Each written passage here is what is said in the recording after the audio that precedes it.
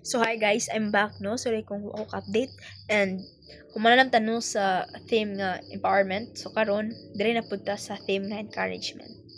So namali ko kung inato pagkalasulti nga encouragement but empowerment to siya. So karon day 41 na tanong sa atong pagbasa sa 100 of Singing Coach Devotional. Ug atong theme is encouragement. Karon na to empowerment. So let's start.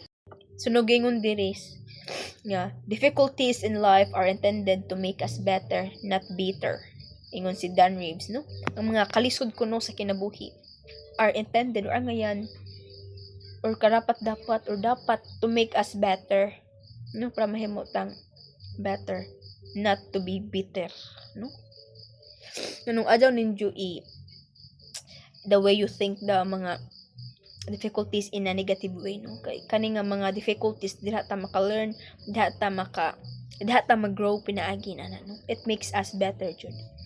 So God uses life's difficulties to refine and strengthen us even when we don't understand the purpose at that moment. No, sometimes pod di ra pod wala pod gihata ang Ginoo ang difficulties dira jud nato, but sometimes ina ipakita didto sa uban, no? Nga ato pong makita or ato pong naputay makuha nga learning pinagi sa iyang kinabuhi, iyang experiences about the difficulties, no? So yun ana. Then challenges are opportunities for growth, and God promises that He is working all the things for our good. So no, kaning gipanghatag sa Ginoo nga mga kalisod, wala ni siya kibali.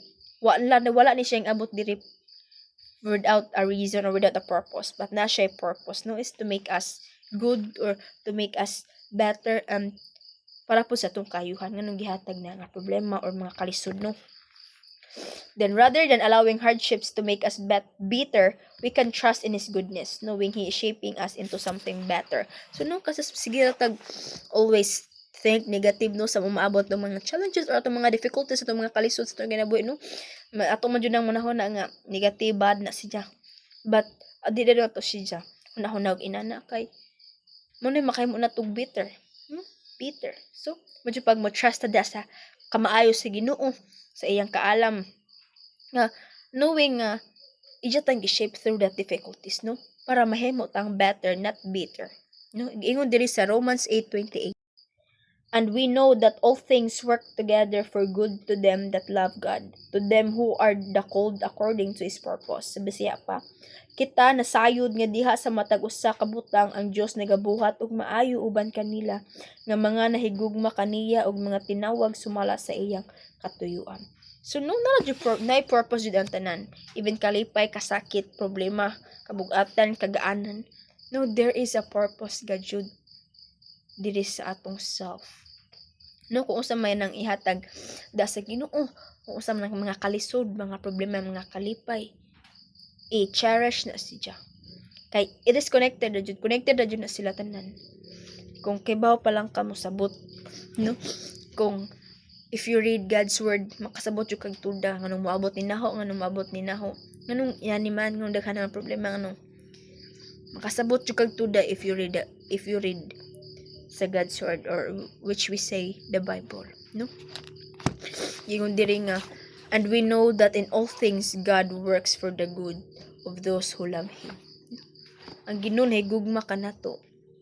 So tanang butang iyang ihatag, kamaayo ra pud diri kanato. Kamaayo ra pud sa mga tawo nga nahigugma kaniya.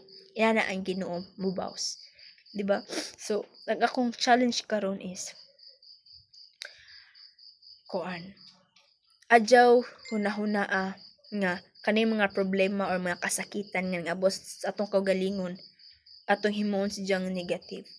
But be positive to think that that's the opportunity to grow, an opportunity to learn, to make decision or a new step to your life. That's why don't think negative, but think positive. Be a better, not a bitter.